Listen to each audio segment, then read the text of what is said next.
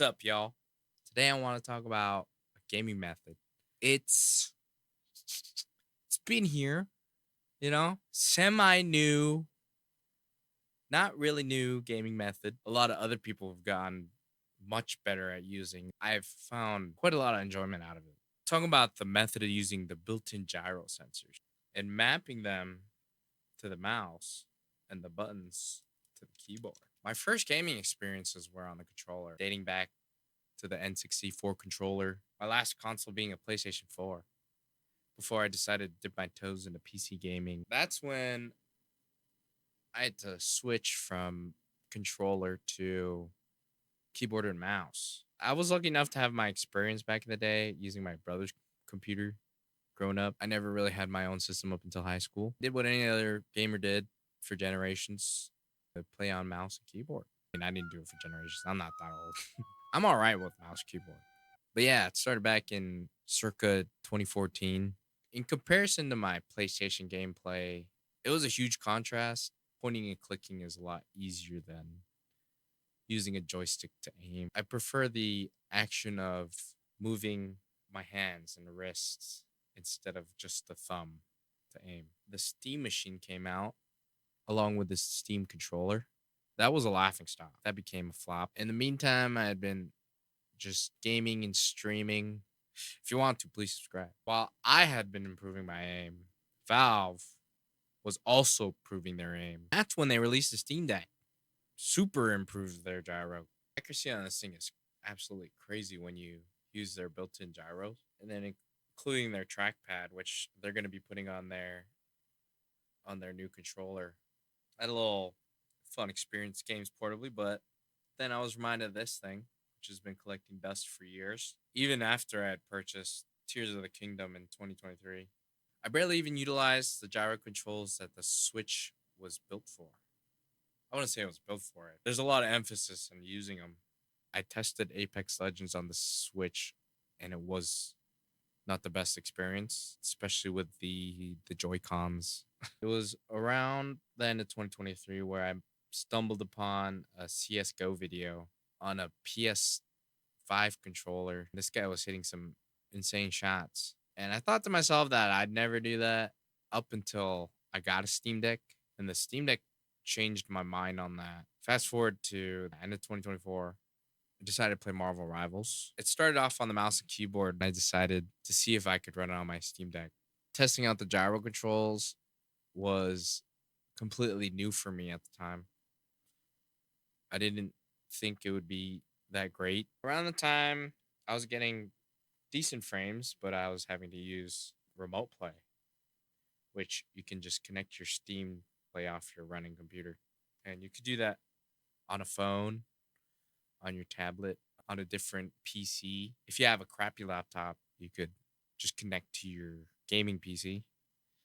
If you have a nice GPU, with good internet, you could get really low latency gameplay at high quality, which is really nice on the Steam Deck. I started tinkering with settings there so I could get the lowest amount of latency. Managed to do that. I was streaming Marvel Rivals for a bit on the Steam Deck. Previously, I tested out Baldur's Gate 3 and Cyberpunk. The remote play feature never crossed my mind for competitive shooters. I did the unthinkable and I gave it a shot. But after some issues with high spikes of latency, with the right settings, you could get a really low latency experience. But yeah, the handheld experience on remote play is something that everyone should test out if they do have a nice PC and a Steam Deck. But moving on, we're talking about the gyro controls. This thing's heavy, especially with a case, really damn heavy. If you could get a lightweight case, or if the Steam Deck 2 comes out and it's lightweight, that would be amazing. I played quite a bit on Marvel Rival, but then I decided to switch to CS2, which at first I struggled with. It was pretty bad. I'd come back to CS after not playing for over a year, got to 1.5k elo. I felt really determined to keep going on the Steam Deck, but then my Steam Deck broke. It wouldn't boot up, so I had to send it out for warranty before the warranty expired. After I'd sent it, I felt like I still needed to game and prove myself. That's when I remembered that I had a controller that has built-in gyros. First, I was using Bluetooth, which wasn't bad. It really wasn't. Until one day, randomly, a viewer told me that if I updated the firmware, you would hold the power button and B at the same time to make it direct input. That way, you could use the actual back pedals and the extra buttons they have. Polling rate on the controller shifted from 250 to 1,000. You could feel that a lot when you're turning.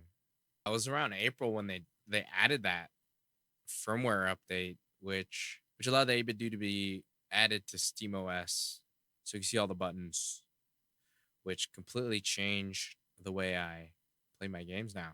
It does become a nuisance a bit at first when you start, because you do have to tinker with settings of new games that you decide to play if you decide to use the gyro functions. Once you get the bindings you want down, you can save it into a file and export it for your other games. But if you're like me and you like slides to tinker with, you get a whole lot of different options. And once you find the baseline for yourself, you can only improve from there, really. Whether it's practicing your aiming skills or tinkering more, micro adjusting. I don't think I'm going to go back to mouse and keyboard gaming, especially with a new Steam controller coming out and Valve's line of new hardware coming out.